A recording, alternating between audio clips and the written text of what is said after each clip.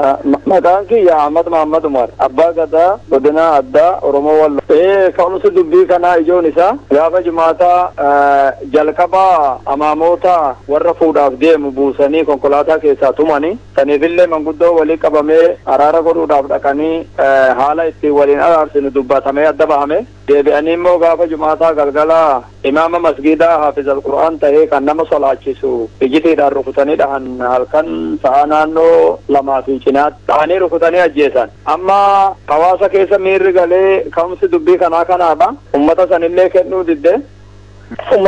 kennuu didde qadrii halkanirraa sa'aatii afurii moo irra teessee ummanni akka fudhanne goote waan kanaan gooteeti haala kanaan ka'umsa ta'ee ummanni miira keessa galee dhufee hoggaa dhufe liyyuu hayli amaaraa matarayyasii qawwee guddaadhaan dhukaasa jalqabdee ummata dhahuu jammarte haala kanaan dubbiin kun ka'ee kan babal'atuu danda'e. Naannoo hundarraa karaa Shawaaroobii ganda Masakkurkur Jaamurratti lola bananii manni ummata Oromoo gubatee dhumee jira.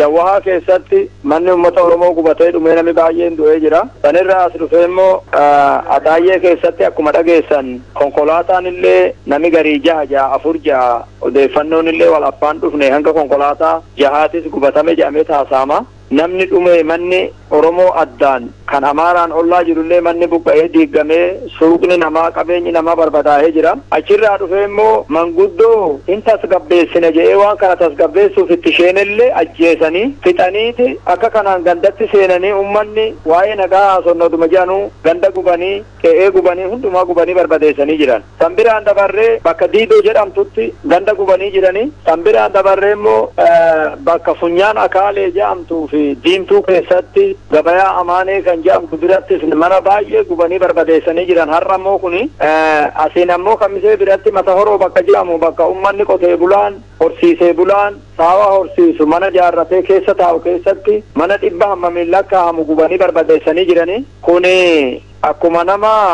waan abii nurraa qabuuti nurratti geggeessanii wanni kun nu bu'e waan intarnaashinaal addunyaa irratti taamee hin beekne immoo nama madaa'ee mana yaalaa liifar jedhamee hospitaala Shawaroobiitti irratti geessame nama 8 battalumatti mana hospitaalaa keessaa gadi baasanii ajjeesanii ruhii isaanii dabarsanii jiranii. Kuni alaameffatee xiyyeeffannoodhaan waan nurratti deemaa jiru malee lola qotee bulaa fi qotee bulaa wal loluumi. Har'as magaalaa Kamisee kana keessatti kun lola guddaa oole kanan nu mudate namni qabeenyi barbadaa'e ruhii namaa kaan qoonno nyaate lakkoofsa saadhaa hammana jennee himuu hin dandeenyu. Amma namni dhabamee barbaadamuu jiru baay'eedha.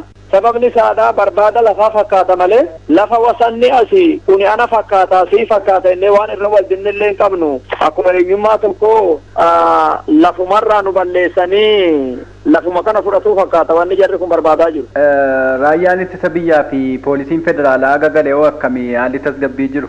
Baata amma isaan galanii tasgabbiin jiru. Karaa Ataayyee irratti lola deemaa hamaa deemaa ture. Amma immoo karaa saniin tasgabbaa'ee jira. Ammallee immoo asattiittis in tasgabbaa'aa jennee yaadaa jirra. Nuyi mootummaan federaalaa yoonti nu eegee eenyummaa keenya nu beekee nu jiraachisuu dhabe handurree fi hantuunni walitti araaramanii beekan. Jarri kun waggaa nu arge qajjiisa kaaseetuma afaanuma Oromoo dubbatuu kanaan rakkina nurratti qabaa.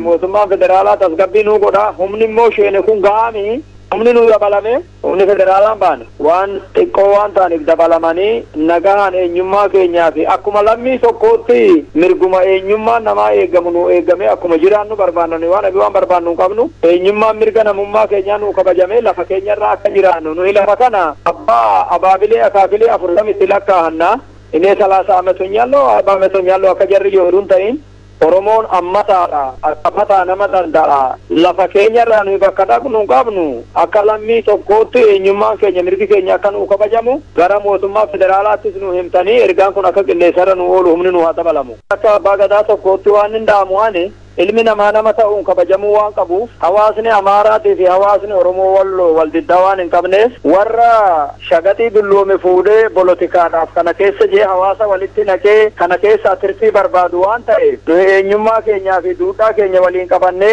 ollaa ta'uu fi namni nama ta'u wal kabajnee waliin jiraatu keessatti namuu wal kabajee akka waliin jiraatu wal dhagahee akka waliin deemu wal mari'atee ollummaa durii sanii fi namummaa durii sanitti akka deebi'u hawaasa hundaaf dhaamsa ko dabarsuun barbaada.